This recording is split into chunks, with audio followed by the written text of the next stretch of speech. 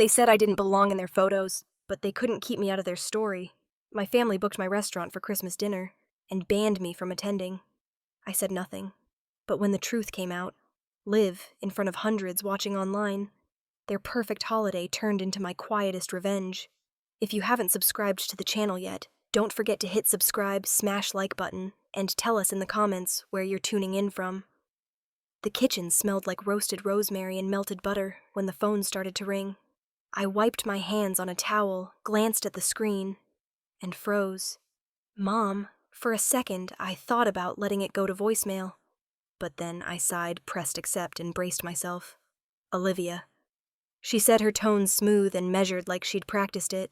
We've decided to host our Christmas dinner at your restaurant this year. It's the perfect place, so warm and classy. She paused.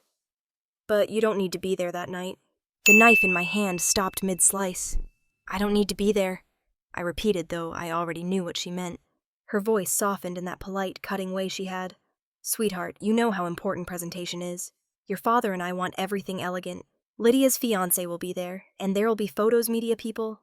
We can't have you in your kitchen uniform walking around. It'll ruin the aesthetic. I stared at the countertop, the half-chopped herbs, the steam curling from the pot. Right, I said quietly. Wouldn't want to ruin the aesthetic. Good, she said, relieved. I knew you'd understand. You've always been the reasonable one. Reasonable. That word landed like the dull edge of a knife. When the call ended, the hum of the kitchen returned. Knives hitting boards, spoons clinking against pots, someone laughing over at the prep table. My crew. The people who knew me better than my own family were still moving through the rhythm of the dinner rush. I stood there, hand still clutching the phone, my reflection blurred on the steel counter. For a moment, I didn't know whether to laugh or throw something. Instead, I just set the phone down and took a deep breath. My mother's voice lingered in my head. We have to maintain a classy image. I thought about how many times she'd said that growing up. Image, presentation, perfect lighting. When Lydia and I were kids, Mom used to coordinate our outfits for family photos. Lydia in a satin bow-me in something neutral. But one year when I was 13, I came straight from helping Grandma bake bread. My hands were dusted with flour, a streak across my cheek. Mom took one look at me, grabbed a wet napkin and hissed, "You can't be in the photo like that." She wiped until my skin burned. That night, looking back through the album, I wasn't in a single picture. I wiped my hands again now, spotless, and laughed under my breath. Guess I'm still not camera ready. Noah, my sous chef, called from the other side of the line. You good, chef? Yeah, I said. All good. He grinned, tossing a towel over his shoulder. You sure? You look like someone told you Christmas got canceled. Something like that, I said. Go check the oven. The duck's due in 5. He nodded and moved off, humming a Christmas song. I watched him go, then leaned back against the counter. The smell of citrus and thyme hung in the air, warm and heavy. I'd built this place from scratch. The copper pans hanging above the line, the hand-painted sign that said, "The hearth glowing in gold," script outside the window. Every inch of it had a story. Every tile, every recipe, every scar on my hands had been earned. And now my family was going to sit in this restaurant, drink expensive wine, and toast to their perfect image, while pretending I didn't exist. The idea of it should have made me angry, but it didn't. It just made me tired. I walked to my locker, opened the top shelf, and pulled down a worn leather notebook. Inside, the pages were covered in faded ink grease stains and notes written in my grandmother's looping handwriting. Maggie's cookbook. Though she'd never called it that. She used to say recipes were just love stories written in flour and fire. She'd taught me to cook when no one else bothered to ask what I cared about. I flipped through the pages until I found the one I was looking for. Roasted carrot soup with ginger and honey. The ink was smudged. The paper rippled from years of steam. I ran my thumb across her writing. You'd tell me to breathe, I whispered. And then to cook. The laughter from the kitchen drifted back again. Noah teasing the dishwasher, the rhythm of pots and pans echoing like a heartbeat. It grounded me. If my family wanted to erase me from their perfect picture, fine. But they were about to eat the best damn meal of their lives, whether they knew who made it or not. I tied my apron tighter, set my knife back on the board, and whispered to no one I'll cook. Just not for them. Then I reached for the carrots, peeled the first one, and let the blade slice through with a clean, satisfying sound. The kitchen clock ticked above me, counting down to Christmas. The next morning, the first thing I saw wasn't sunlight. It was Lydia's face glowing from my phone screen. One of the servers had sent me a link with the caption, "Chef, you'll want to see this." I tapped play. The video opened on a spotless studio set. Lydia stood under a halo of soft white light draped in a red velvet dress, her hair perfectly curled, a mug of hot cocoa in hand. Behind her, a faux Christmas tree shimmered with gold ornaments. "Hi, everyone," she chirped to the camera. "I'm so excited to share that this year, the Carter family will be celebrating Christmas dinner at the most beautiful place in Seattle. The Hearth. It's warm, it's elegant, it's absolutely perfect for the holidays." I watched her tilt her head just right, smile rehearsed to the millimeter. Not once did she mention me. Not my name, not my role, not even a hint that I existed. She finished with a wink. "Family goals, right? I can't wait to show you guys everything." The words "family goals" scrolled across the video in glittering gold letters. I paused it. The sound stopped, but her voice stayed in my head like an echo bouncing off glass. She lived in light, in the soft glow of compliments and filters and people telling her how perfect her life looked. I lived in smoke and sweat and the clang of metal. Her world sparkled, but it was cold. Mine burned, but it was real. Noah walked in from the walk-in fridge holding a crate of truffles. "Morning, chef," he said, setting them down. He caught the look on my face. "Everything okay?" I turned the phone so he could see Lydia's frozen smile on the screen. He raised his brows. "Ah, so we're doing publicity for the restaurant now." "Not exactly," I said flatly. "She didn't even—" He stopped himself, frowning. "Want me to call Mark and tell him to cancel the booking?" "We don't need that kind of drama on Christmas Eve." I shook my head. "No, we're not canceling." Noah blinked. "You sure it's pretty messed up, chef?" "Yeah, I'm sure." I reached for the prep list pinned on the corkboard, smoothing it down, where the wind from the back door had loosened the corner. "They want a perfect dinner, Noah. We'll give them one." He studied me for a second, then nodded slowly. "Okay, whatever you say." He left to check on the sauce stock. I stood alone for a moment, listening to the steady hum of the refrigerators, the faint crackle of oil heating in a pan. Outside, the city was waking up under a pale sky, but inside, the hearth, it already felt like a different kind of storm was coming. I turned back to the prep table, opened the inventory app on my tablet, and began to go through the Christmas order. 2 dozen fresh ducks from the farm in Wenatchee, 4 pounds of black truffle from Oregon, 10 bottles of Pinot for the sauce reduction. Everything was lined up, logged, accounted for. I made notes in the margins with a grease pencil the way Maggie had taught me. Little arrows, reminders, tweaks. Caramelized shallots longer. Watch acidity in juice. My handwriting looked like hers, curling careful. In another life, she would have been in this kitchen with me, humming some old jazz tune, dusting flour off her apron. She used to say that food told the truth, people were too proud to speak. "You can fake a smile," she'd said once, but not a flavor. The thought hit me like a quiet ache. From the radio at the counter, Bing Crosby crooned about a white Christmas. Lydia's voice overlapped in my mind, her crisp pronunciation, her pretend warmth. "The Hearth is the most beautiful place in Seattle." I almost laughed. The irony was too sharp to ignore. While she posed in perfect lighting, I was scraping burnt sugar off a pan, cleaning up after the prep shift. Writing notes about duck fat ratios. She'd always been the one Mom called graceful, poised, picture-perfect. I'd been the girl who smelled like garlic. I turned off the radio, letting silence fill the space. Then, almost without thinking, I reached for Maggie's old recipe book again. The pages were soft from use, some of them speckled with old sauce stains. I flipped to a page I hadn't looked at in years. Roasted carrot soup with ginger and honey. I traced the title with my fingertip. It was Maggie's Christmas recipe, the one she made every year when I was little. The smell of it used to drift through her small house. Sweet carrots, sharp ginger, a touch of cinnamon. When she stirred it, she'd say, "This is how you keep a heart warm in the winter." I pulled out my prep notes and wrote it at the bottom of the Christmas menu. The Hearth's official holiday dinner would have duck confit truffle risotto prime rib and 1 bowl of carrot soup no one had ordered. Noah walked by, glancing at my handwriting. "You adding something?" "Chef?" "Just one small thing," I said. He nodded, not asking questions. That's one of the reasons I kept him around. He knew when not to pry. The smell of roasting bones started to fill the air, rich and earthy. I leaned against the counter and looked toward the dining room through the glass partition. By tomorrow night, it would be decked in garlands and white lights. My family would sit at the best table, smile for photos, drink their wine, and talk about Lydia's next brand collaboration. None of them would mention me, but they'd taste me in every bite. The clock ticked over to noon. I wiped my hands, picked up a fresh order ticket, and pressed the intercom button to the front. "Service meeting at 4, I said. "We've got a special dinner to perfect." And as the words left my mouth, something steady settled in my chest. Not anger, not even defiance, just resolve.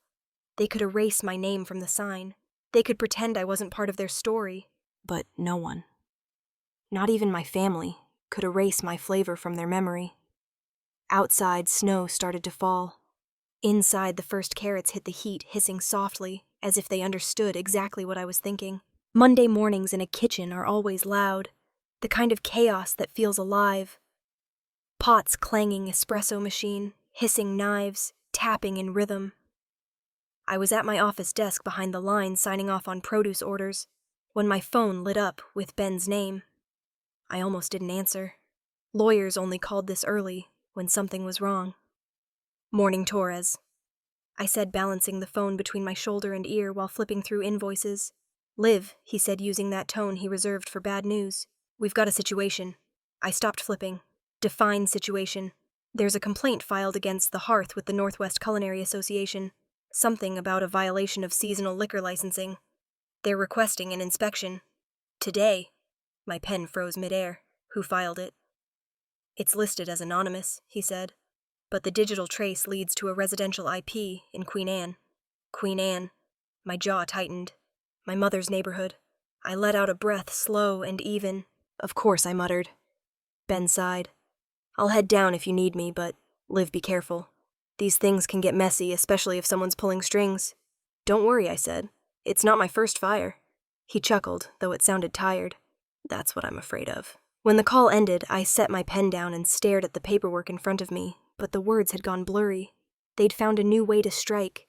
Subtle, polished, legal. Grace Carter never fought with her hands. She fought with influence. By noon, a city inspector in a navy jacket was standing at the host stand, clipboard in hand. He looked polite, but ready to dissect the place.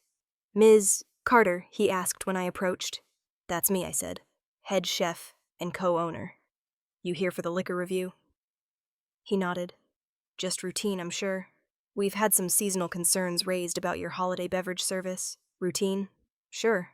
I led him to the bar, handed him every document he could ask for. License renewals, purchase records, tax forms.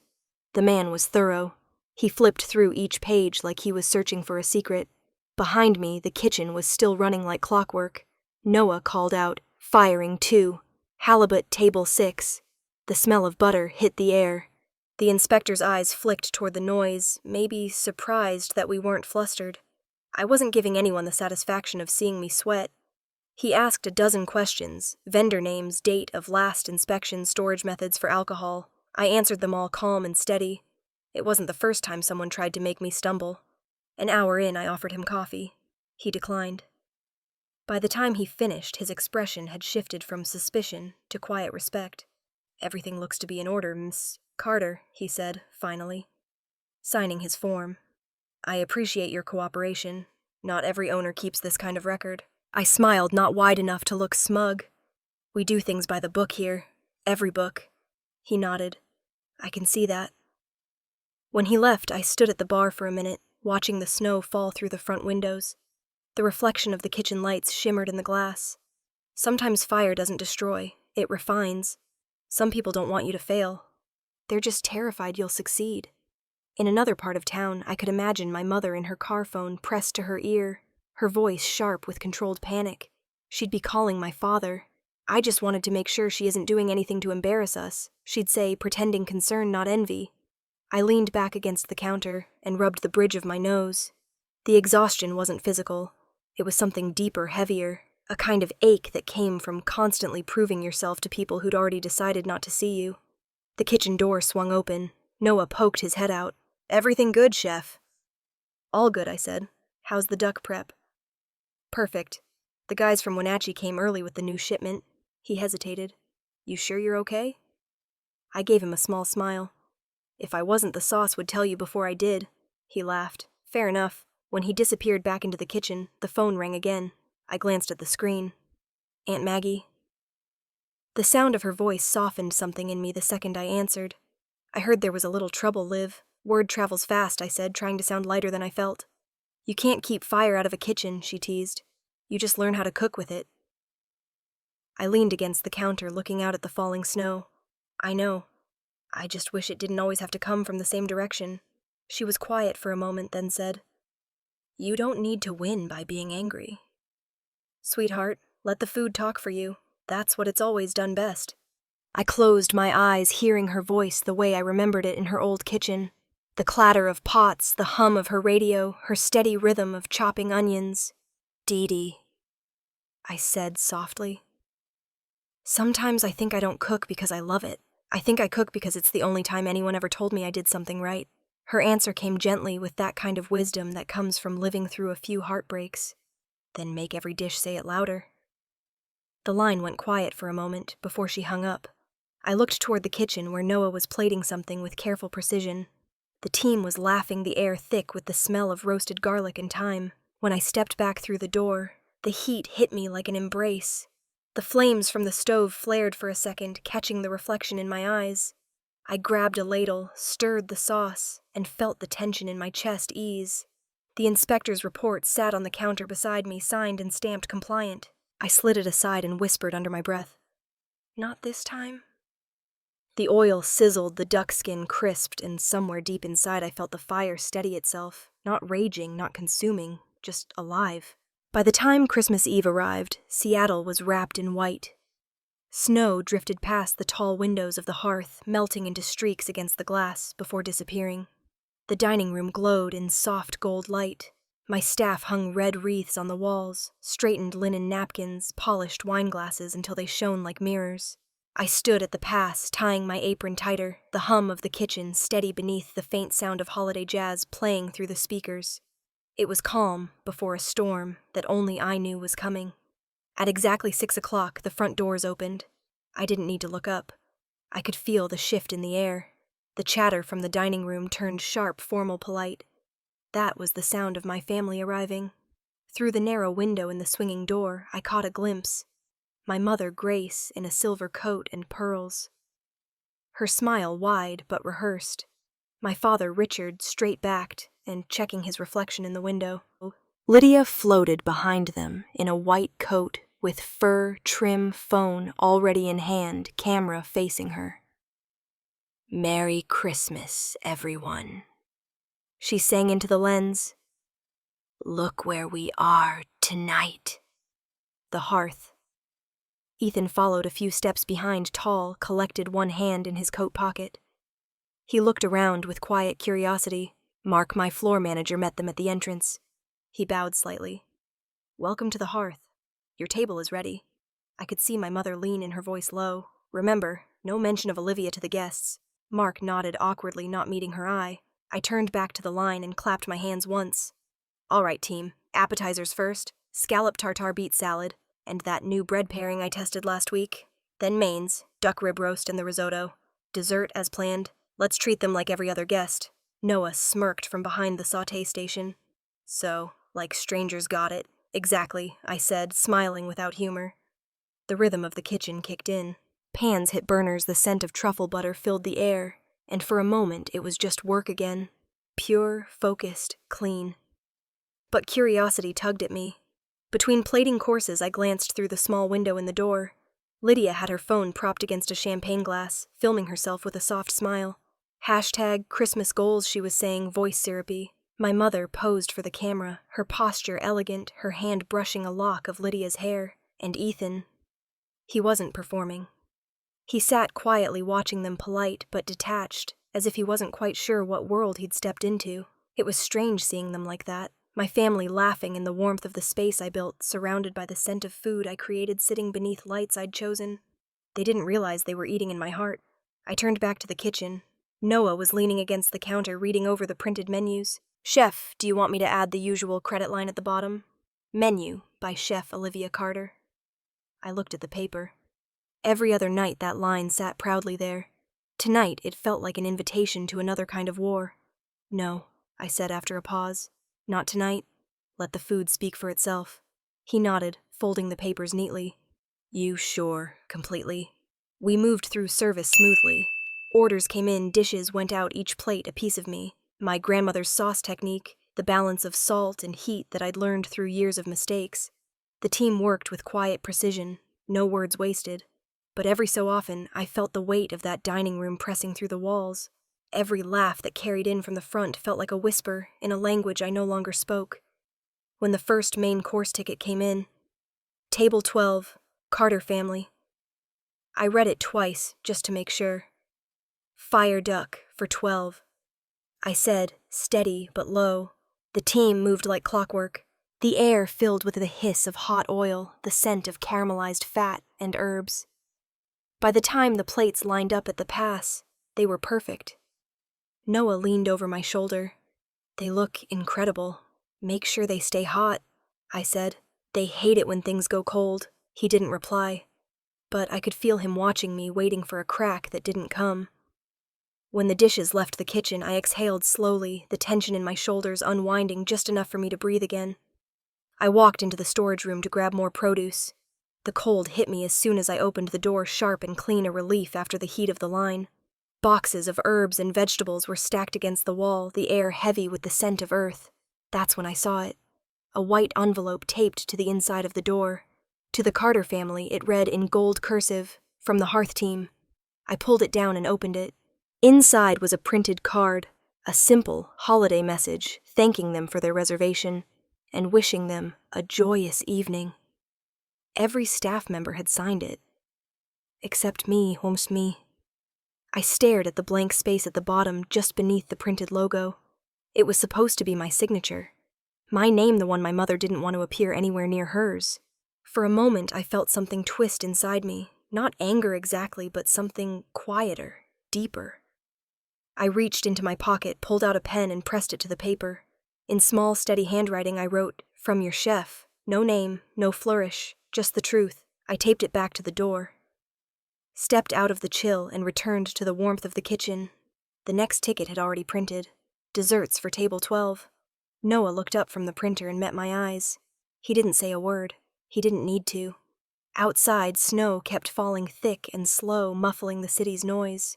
Inside, the fire from the ovens glowed brighter, steady as a heartbeat. I rolled my sleeves up again, took the next plate from the counter, and whispered to myself, "Let's feed them well." The knife hit the cutting board with a satisfying sound, and for a moment everything felt perfectly still. The calm center of a storm that hadn't yet broken. By 8 o'clock, the dining room shimmered in gold. Jazz drifted from the ceiling speakers, smooth and unhurried, wrapping around the soft murmur of conversation. From my place behind the kitchen door, I could hear the low hum of laughter, the clink of crystal glasses, the careful choreography of a night meant to look effortless. Through the narrow window, I saw them. My family, bathed in candlelight and champagne. Lydia had her phone tilted toward her face, pouting slightly as she recorded another video. "Perfect night," she whispered into the lens. "Perfect family." Her voice floated back through the door, thin as sugar glass. I turned away and focused on the sauce reduction, swirling it slowly until it glistened. Noah slid the first plate toward me.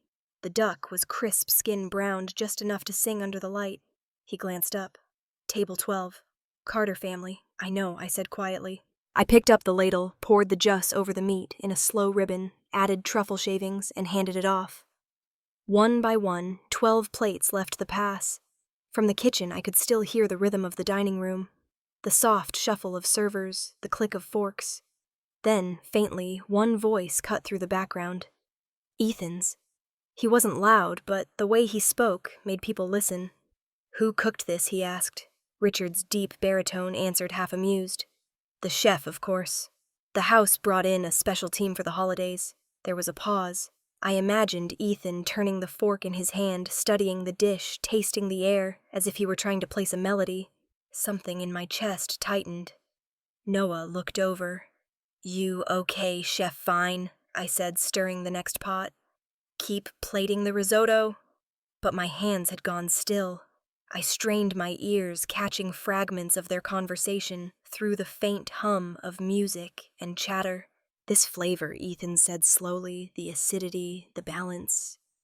It's familiar." Lydia laughed lightly. "You say that every time you like something. You've probably had 1,000 versions." "No," he said. "Not like this." I pictured him now, fork in hand, the exact expression of concentration I remembered from years ago. Focused, precise, unshakable.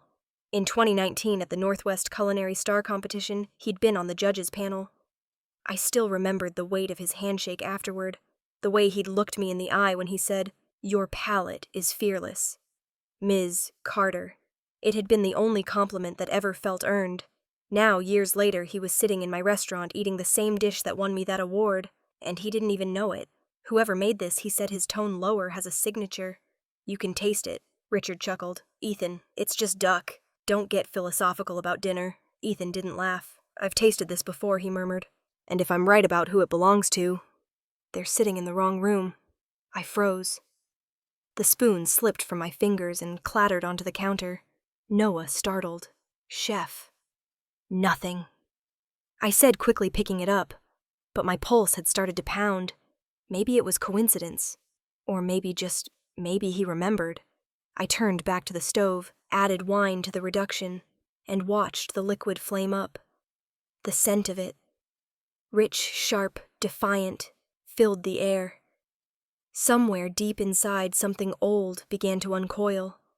For years, I'd convinced myself that my food could live quietly, that I didn't need recognition, that I could build a life in the shadows of my own creation.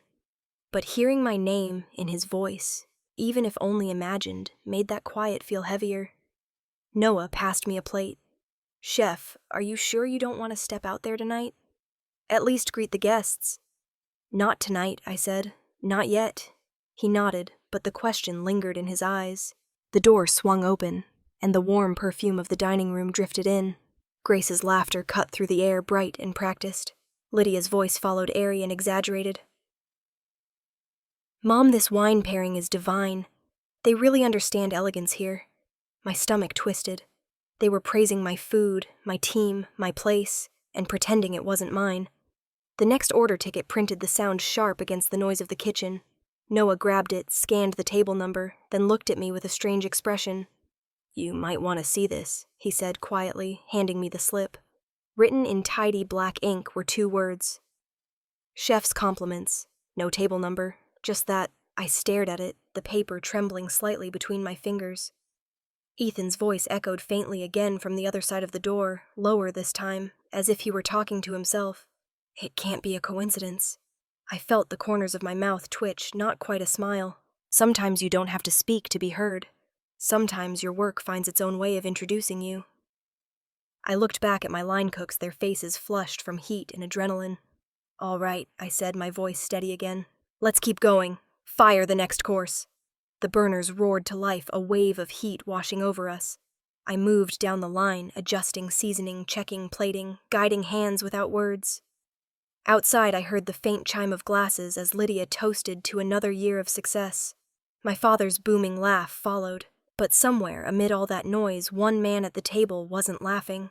He was tasting, thinking, remembering, and for the first time that night, I realized I didn't need to be at that table. I didn't need an invitation. My name was already there, written in the flavor and the silence that followed his first bite. Maybe finally my food was speaking for me. I reached for another pan-added butter and let it melt until it hissed. A quiet applause that belonged only to me. The kitchen door swung open hard enough to make the metal frame vibrate. I looked up from the lined silver spoon halfway to my lips. For a split second, the noise of the dining room bled in, the laughter, the glasses, the jazz, and then it was gone, sealed behind him. Ethan stood there, tall breath fogging slightly in the heat, his eyes fixed on me like he'd walked into a memory. "Olivia Carter," he said quietly. Disbelief sharpening every word. "It's really you." I lowered the spoon. "Hello, Ethan." He stepped closer, his expression half awe, half anger. "You're the chef here. You've been the chef the whole time." "They wanted me to cook," I said, wiping the spoon clean on a towel, just not to be seen. His jaw tightened. "They booked your restaurant and hid your name." "Not surprising," I said. They like their stories polished. He shook his head slowly as if trying to make the idea fit. But why I met his eyes? Because my face doesn't match the image they sell to the world. Because I'm not what they think success should look like. For a moment, the only sound between us was the soft hiss of butter on the stove. His eyes swept over the kitchen. The heat, the motion, the life of it, and then back to me. They can't do that to you. I didn't let them, I said, turning back to the sauce. I let the food speak instead. They'll hear it soon enough. He took another step toward me, his voice lower now, gentler. You shouldn't have to hide in your own house, Liv. The way he said my name made something old stir in me, something I thought I'd buried a long time ago. But I didn't let it show. I just kept stirring slow and steady, the sauce deepening to a glossy dark brown. I'm not hiding, I said. I'm working. He looked like he wanted to argue, but instead he exhaled, rubbing the back of his neck. You know I knew that dish was yours the second I tasted it. The acidity, the finish. It was exactly like your competition plate. I should have known sooner. I smiled faintly. You remember that. I remember every dish that makes me stop mid-bite. The corner of my mouth twitched. Then I did my job. He studied me for a long second, then said, You did more than your job. You built something extraordinary. And they've been walking through it, pretending it's theirs. I shrugged. That's not new. My mother's been doing that my whole life. Ethan glanced toward the door leading to the dining room, his expression tightening. I should say something. I didn't answer right away. The air between us shimmered from the stove's heat, a thin haze that made everything feel like a scene we'd both been waiting for without realizing it. Finally, I said, It's not your fight. Maybe it is, he replied. Someone needs to say it out loud. I shook my head, picking up the ladle again. No, let the truth come out on its own. It's better that way. He didn't move. The sound of his breathing was faint beneath the kitchen noise, but steady like he'd made a decision. You've spent years being quiet, he said softly. Don't you want it to stop? I turned, meeting his gaze. The light from the range hood caught on the edge of his face, and in that second I could see what he saw, me standing there in the glow of my own fire hands, steady back straight, not hidden, not ashamed. I'm not quiet, I said. I'm just not loud. He nodded slowly, but there was a flicker of something fierce in his eyes now, something uncontained. You deserve to be heard. Olivia, he said, and I think it's time they listen. He turned before I could stop him pushing back through the door. The burst of light from the dining room spilled across the tile, then vanished as the door swung shut again. For a long second I stood there frozen, spoon still in hand. The kitchen had gone almost silent, my crew pretending not to stare. Noah leaned in from the prep station. Was that? Yes, I said. And he's... Yes. We both listened to the muffled sound of the dining room, chairs, shifting voices, rising the faint scrape of silverware. I set the spoon down, smoothed my apron, and exhaled. He's going to tell them. Noah said quietly. Probably. Do you want me to stop him? I shook my head. No. He hesitated, then smiled just a little. You knew this was coming. I nodded. The fire's been burning for a long time. It just needed a little air. I turned back to the stove, ladled out a spoonful of sauce, and tasted it. Perfect, balanced, exactly as it should be. The kitchen light flickered against the metal pots, golden and warm. I thought of my mother's pearls. Lydia's smile for the camera. My father's glass of wine lifted in some empty toast. I thought of every meal I'd made that none of them had ever acknowledged. And then I thought of the sound of Ethan's voice when he said my name. The shock. The anger. The truth finally scraping its way into the open. Somewhere beyond the door, I heard his voice again. Louder now, carrying over the music and chatter. I couldn't make out the words. But I didn't need to. The tone was enough. The truth had finally reached the table. I smiled to myself, faint, but certain. The sauce on the stove simmered to a slow, steady boil, its bubbles rising and breaking in the light like quiet applause. The fire under it burned clean, controlled bright. It was ready. So was I. The moment I heard my name echo out from the dining room, every sound in the kitchen stopped.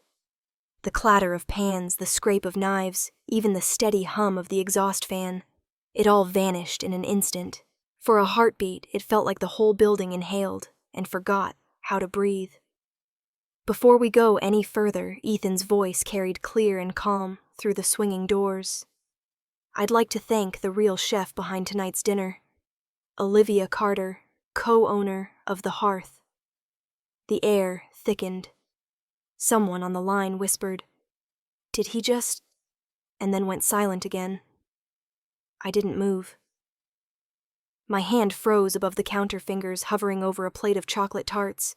Through the narrow window, I saw the scene unfold like a film in slow motion. Lydia stood frozen mid-live stream, her lips parted, camera still recording. The golden light from the chandeliers glinted off her earrings as her expression shifted from delight to horror. My mother's face turned pale, then rigid, her smile cracking like old porcelain. "Ethan," she hissed, barely audible. "There's no need to bring that up here." He turned to her, voice steady, but edged with something that didn't bend. "If you're ashamed to say her name in public, maybe you shouldn't be eating in her restaurant." Murmurs rippled through the crowd. Guests glanced at one another, unsure whether to look down or keep watching. The servers froze mid-step trays in their hands. Lydia's fingers trembled as she fumbled with her phone. "Turn it off! Stop the stream now!" But it was too late. On her screen, comments were already flooding in faster than she could read them. "That's her sister. This can't be real. Wow, imagine hiding your own chef. What a shame." The comments scrolled like wildfire, spreading faster than any PR team could contain. Lydia dropped the phone into her lap, eyes wide with panic. My father's voice broke through the tension, sharp and booming. "Enough. This is a family dinner, not a spectacle." Ethan set his glass down with deliberate care, the sound of it against the table cutting through the noise. "No," he said softly. "This is a performance, and I've seen enough." The words landed like a strike. No one moved. No one breathed. Even the jazz music faltered as the playlist reached its end. From where I stood in the kitchen doorway, I could see everything. The perfectly decorated table, the trembling candle flames, the glittering silverware catching the light. For the first time, it all looked hollow. I glanced at Noah. His eyes darted between me and the dining room, unsure if he should step in or pretend he hadn't heard a thing. "It's fine," I murmured. "Keep plating." He hesitated. "Chef," I said, "it's fine." My voice came out steadier than I felt. I turned back to the counter, focused on the movement of my hands, the repetition of muscle memory. One tart at a time, I brushed each crust with a thin coat of caramel glaze. The silence from the other side of the door pressed against me, heavy and electric. Grace tried to recover first. "Ethan, please," she said, her voice taut and trembling. "You're making a scene." He looked at her evenly. "No, Grace. I'm acknowledging one." Lydia stood, face flushed, eyes glistening. "This is ridiculous. You're ruining everything."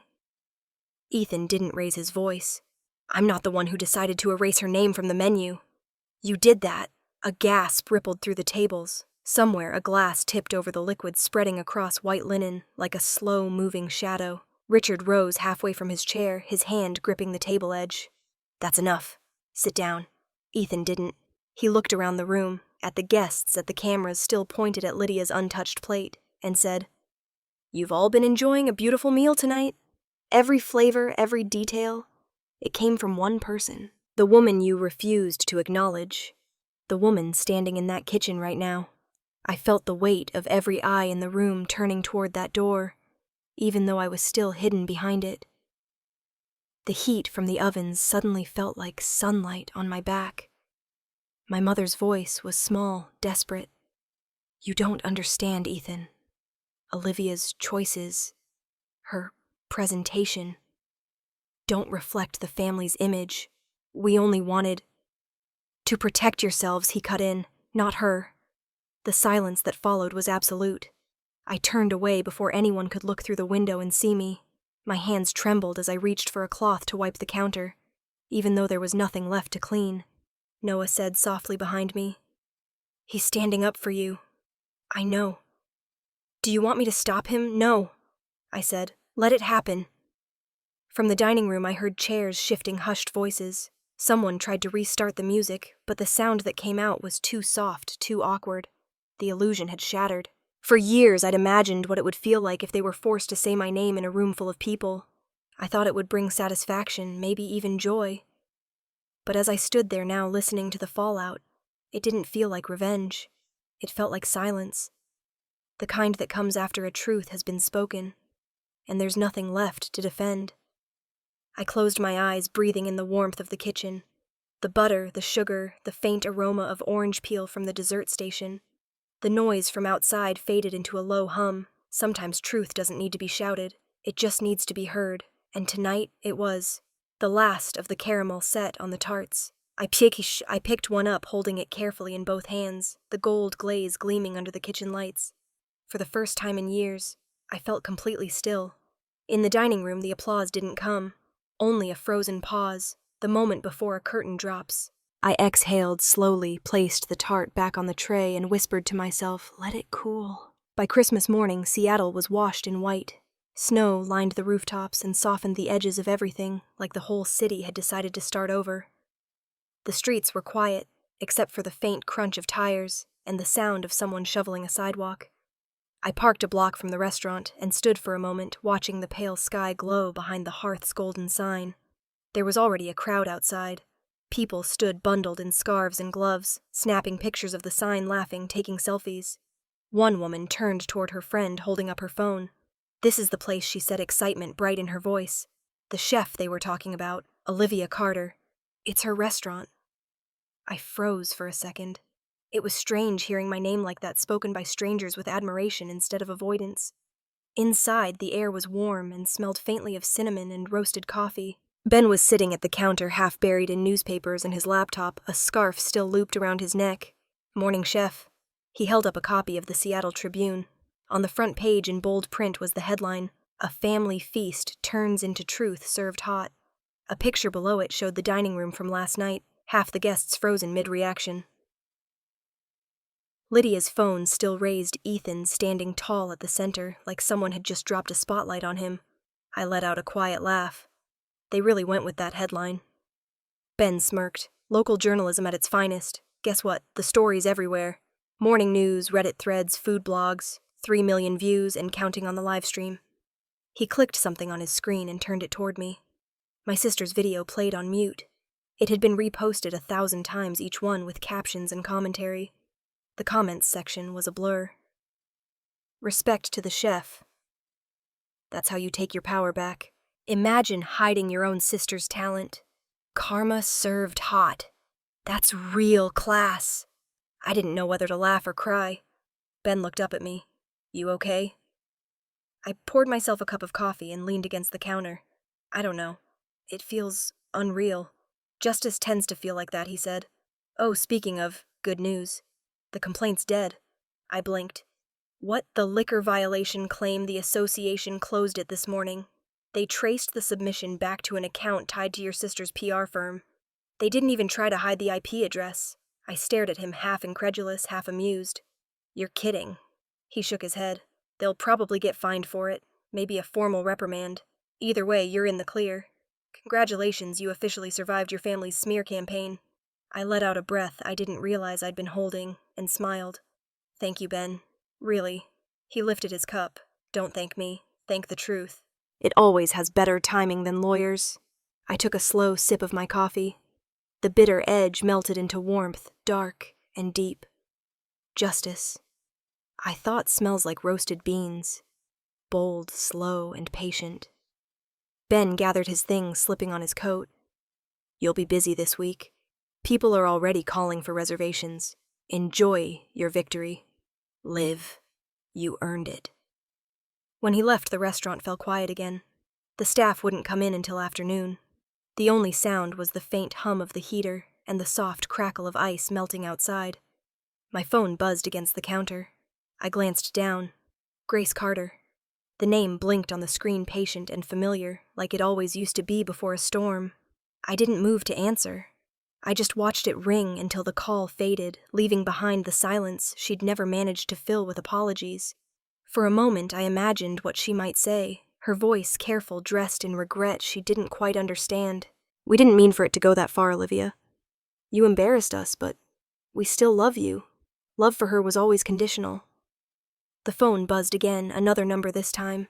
"Ethan." I hesitated before opening the message. I left the company. I needed to. I want to talk if you'll let me. I stared at the words for a long time, thumb hovering over the screen. The city outside was waking up now. Distant bells from a church, a delivery truck idling by the curb, the faint chatter of people walking past the windows. The hearth glowed softly in the morning light, the reflection of snow dancing across the glass. For years I'd lived in the shadows of other people's choices, my parents, my sister, the image they'd built, and yet here I was surrounded by proof that truth had its own light. It didn't need permission to shine. I set the phone down untouched.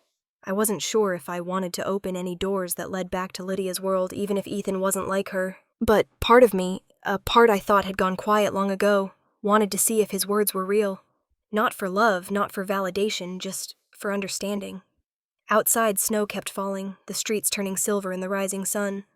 I poured another cup of coffee, watched the steam curl upward, and let the warmth spread through my hands. Maybe I'd text him later. Maybe not. For now, I had everything I needed. Silence, heat, and the taste of something honest. The wind off Alki Beach carried the sharp scent of salt and espresso when I stepped out of the car.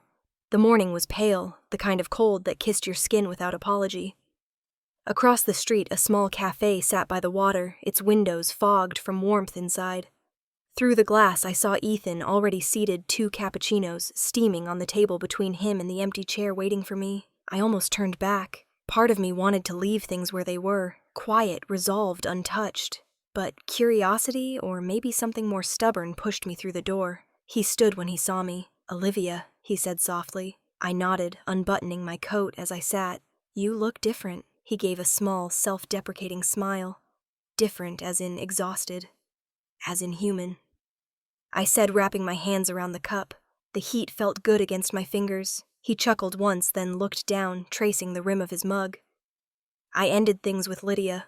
I didn't flinch, didn't smile either. I guessed as much." He nodded. "She's brilliant at what she does, making the world believe in a version of herself. But she needs someone who wants to stand inside that picture with her, not outside it." I sipped my coffee. "I'm not sure anyone can live inside a photograph forever." He looked up at me then, eyes tired, but clear. "You were right about them. All of them. That world doesn't feed anyone. It just takes—" I didn't say anything. There wasn't much to add. The sound of waves hitting the rocks filled the quiet between us. After a moment, he leaned back, his expression softening. "I'm not here to apologize, Olivia." "Good," I said, setting my cup down. "Because I'm not looking for one. What happened? Happened." He smiled faintly. "I figured you'd say that." Then he reached into his coat pocket and pulled out a folded piece of paper, sliding it across the table. "This isn't an apology. It's an invitation." I hesitated before opening it. Inside was a typed outline, business plans, projections, concept notes. At the top, in bold letters, it read, "Project Ember, a culinary collective." I frowned. What is this? He met my gaze steady and deliberate. "I'm starting a new chain of restaurants, not the luxury type, real places, spaces that celebrate the chefs most people never see. The ones who make the food matter. I want you to lead it." I stared at him, half incredulous. "Me?" "Yes, you." I let out a quiet laugh. "You do realize who you're talking to, right? The invisible sister, the one with the face that doesn't fit the image." That's exactly why he said, "You don't cook to be seen. You cook so people feel something." That's rare. For a moment, neither of us spoke. The wind rattled the window, the sky outside a smear of gray-blue. I looked at the outline again, plans for training programs, local sourcing, small-scale community dinners. It wasn't corporate. It felt personal. "Why me, Ethan?" I asked finally. "There are hundreds of chefs more experienced, more famous." He smiled faintly. "Because fame doesn't make food better. You do. I've tasted it." Something in me shifted an ache that wasn't pain, but recognition. I traced the edge of the paper, thinking about Maggie's recipes, the outreach dinners, the kids who came for free meals at the hearth. Maybe this was the next step. Maybe this was how to make it matter beyond my kitchen walls. I looked up at him. "If I say yes, it's on one condition." He raised an eyebrow. "Name it. We dedicate part of the profit to feeding people who can't afford to eat out during the holidays. No press, no sponsors, no hashtag free-for-all nonsense. Just kindness. Quiet and real." He studied me for a second, then nodded. "Deal. Just like that." Just like that, I leaned back in my chair, feeling the tension in my shoulders ease. "You don't waste time," he smiled. "I've wasted enough already." We sat there for a while, not talking, just watching the light change over the water. The cafe had emptied, leaving only the soft hum of the espresso machine and the distant rhythm of the waves. When I finally stood to leave, he reached out his hand. "So, partners." I looked at him, at the calm sincerity in his face, and took it. His hand was warm, firm, steady. "Partners," I said. As we shook, I felt something click quietly into place.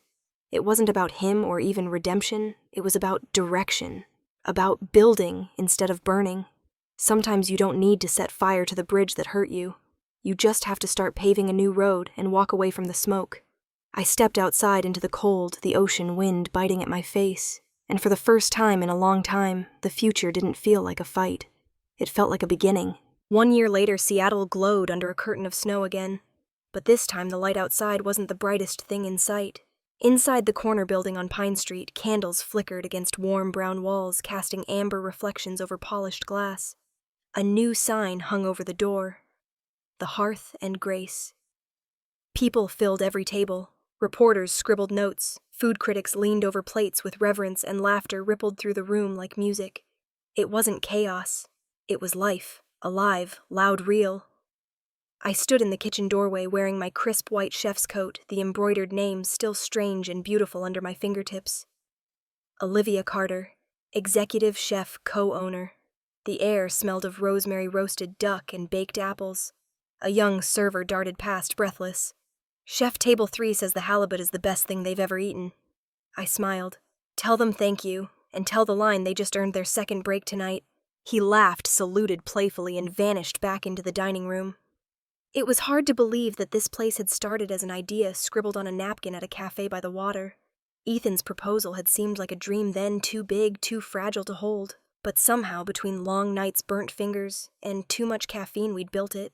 Not another luxury restaurant, but something different, something that breathed. The Hearth and Grace wasn't about image. It was about warmth, about food that carried stories, about hands that cooked with memory instead of ego. I glanced toward the front table near the window, the best seat in the house. Maggie sat there, hair silver under the candlelight, her eyes soft but alert. She wore her favorite shawl, the one that smelled faintly of cinnamon and old books. When she caught my gaze, she lifted her glass and mouthed, "You did it." I walked over, untying my apron as I went. She reached out her hand, small but strong, in mine. "You've cooked for your heart, Liv," she said, her voice thick with emotion. "Not for the spotlight." I knelt beside her chair, squeezing her hand. "You're the reason I learned to listen to the food." She smiled, her eyes glinting. "No, sweetheart. You're the reason it started talking back." We both laughed quietly. From somewhere across the room, a photographer's flash went off, catching the shimmer of the glass and the glow of the plates. For a heartbeat, the restaurant looked like something from a memory, warm, golden, untouchable. I looked around at the crowd. There were families sharing plates, old couples cutting dessert for each other, a few single diners, smiling into their wine glasses. The reviews had already started coming in. "A culinary hymn of heart and honesty," one headline said that morning. "The Hearth and Grace proves that flavor is a language of truth." But none of that mattered as much as the look on Maggie's face right now. I stood, tied my apron again, and turned back toward the kitchen. The door swung open, and the familiar rush of heat and sound met me like a heartbeat.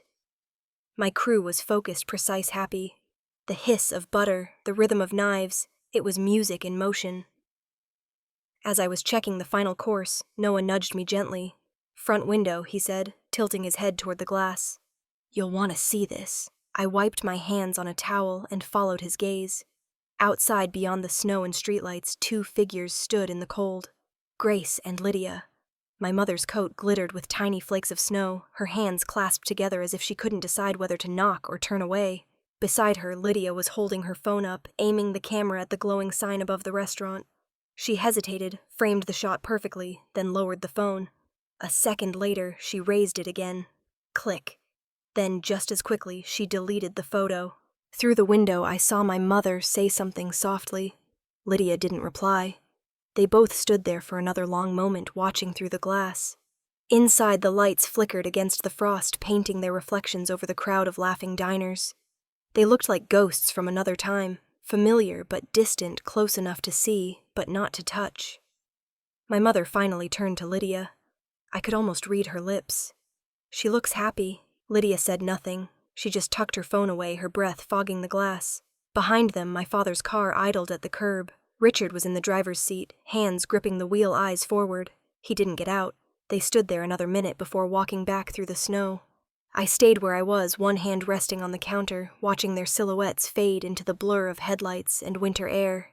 No anger rose in me this time, no bitterness, just a strange, quiet calm, the kind that comes after the fire's gone out, and all that's left is warmth. For the first time I saw them not as villains in my story, but as people who had never learned how to cook with love. I turned back to my team, to the plates waiting under the lamps, to the life that was still moving forward. The Hearth and Grace was more than a restaurant now. It was a promise. To myself, to Maggie, to everyone who'd ever been told they didn't belong at the table. I caught my reflection in the oven door as I passed. I looked tired, maybe older, but the smile that met me there was soft and certain. The dining room erupted in applause just then. Someone had finished a toast, maybe Maggie again, maybe a stranger. I didn't need to know. I didn't need to be out there to feel it. Peace didn't come from being seen. It came from finally seeing myself. And tonight, under the glow of the Hearth and Grace, I had never felt more at home. The air was sharp with December cold, but the courtyard behind the Hearth and Grace glowed like a small constellation. Strings of golden lights stretched from one post to another, their reflections trembling across the red tablecloths that lined the long rows of folding tables.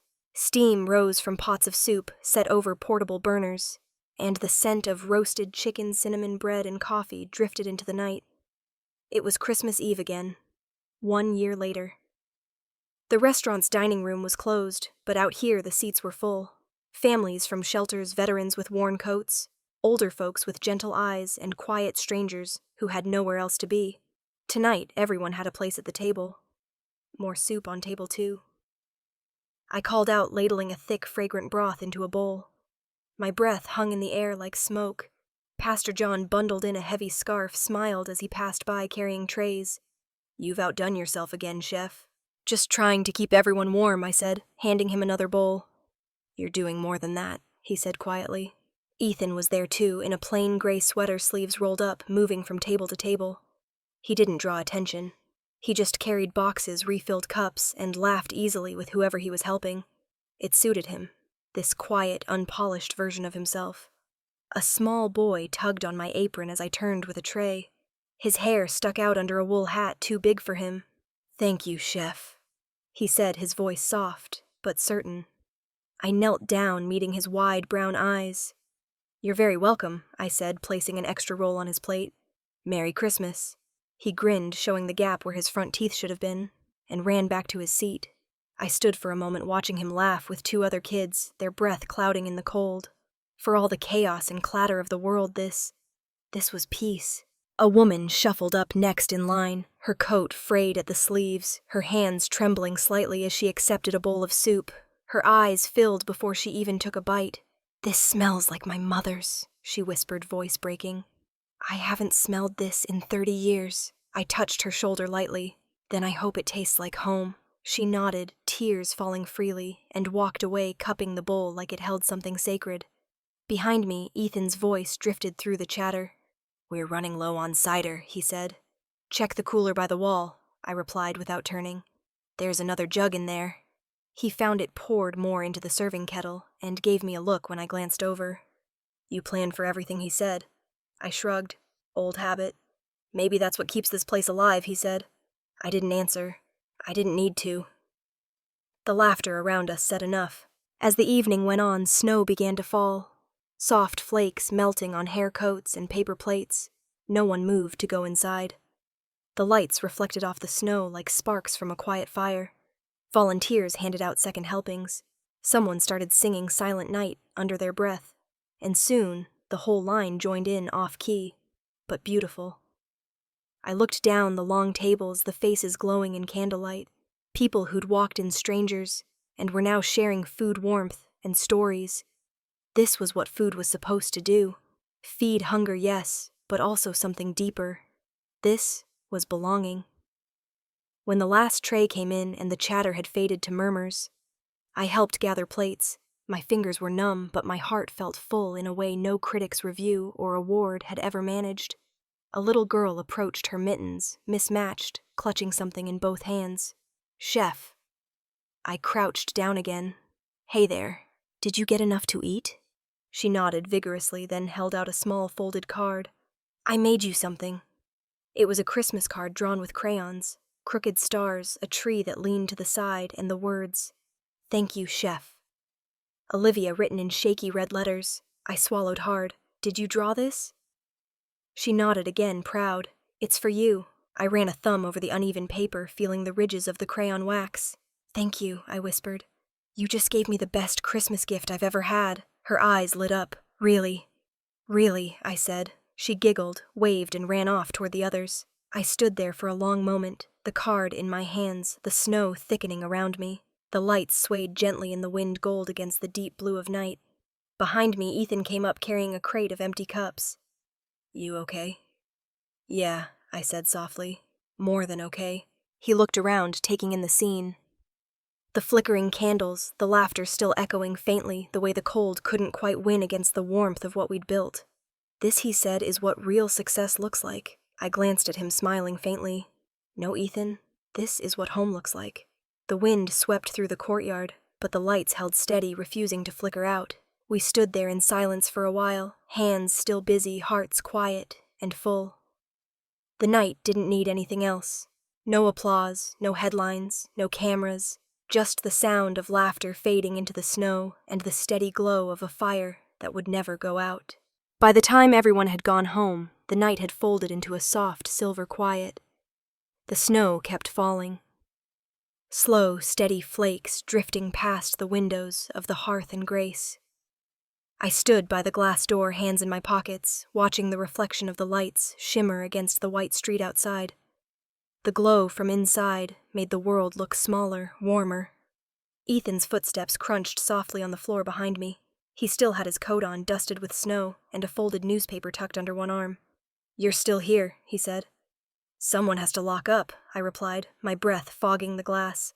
He smiled, setting the paper down on the counter. "They printed another story about you. Front page of the Tribune again." I turned toward him, half amused. "What now?" "Another scandal." He shook his head, handing it over. The headline read, "The Chef Who Redefined Family." I stared at it for a long second, the words heavy but kind. "Redefined family," I murmured. "That's a lot of credit for someone who just cooks dinner." Ethan leaned against the counter beside me. "You didn't just cook dinner, Olivia. You built a place where people feel like they belong. That's what family is supposed to be." I smiled faintly, folding the paper closed. I wasn't trying to redefine anything. I just wanted to live the way my food tastes, simple, honest, and warm. He looked at me with that quiet expression he always wore when he meant something. "The world needs more people like you." I shook my head lightly. "No, the world just needs more people willing to listen to what matters to each other, to themselves." For a moment, neither of us spoke. The snow outside muffled every sound, even the hum of the city beyond the street. Behind us, I heard laughter echo from the kitchen. My staff was still cleaning up, Noah cracking a joke, someone singing half a verse of "Have Yourself a Merry Little Christmas." The clatter of pans and soft voices filled the air with something I couldn't name but had always chased. I turned, watching them through the open doorway. The lights from the kitchen bounced off the stainless steel, catching the framed photo on the far wall. Maggie's picture. Her smile was as bright as I remembered the one she wore when she handed me a wooden spoon and said, "Don't cook to impress, cook to remember." Beneath her photo, engraved on a small brass plaque, were the words, "The best meals are made by honest hands." I felt my throat tighten. That was her. That was me. That was everything I had built. Ethan followed my gaze, his voice low. "She'd be proud of you. She already was." I said quietly, "Before any of this." He smiled, nodded once, and stepped back toward the door. "Get some rest, Chef. You've earned it." "Good night, Ethan," I said as he opened the door. The cold air rushed in, carrying the scent of snow and city lights. After he left, I walked slowly through the dining room, checking tables, straightening a napkin. Someone had forgotten turning down the dimmer lights, until only the golden bulbs above the bar were left. The quiet was heavy, but not lonely. I stopped again at the front, looking through the glass one more time. The city glowed faintly beyond the curtain of snow. Streetlights passing cars, the reflection of my restaurant sign shining softly against the frost. For so many years I had fought to be seen to belong to someone else's picture. My family's version of love was always staged. Angles, filters, performances. They used to say my face didn't fit their image. Maybe they were right. But tonight I realized something simple and certain.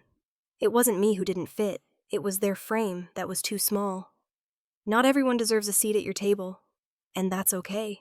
Because sometimes to find your true family, you have to build your own table from scratch. Sturdy, real, and wide enough for those who see you as you are. I took one last look around.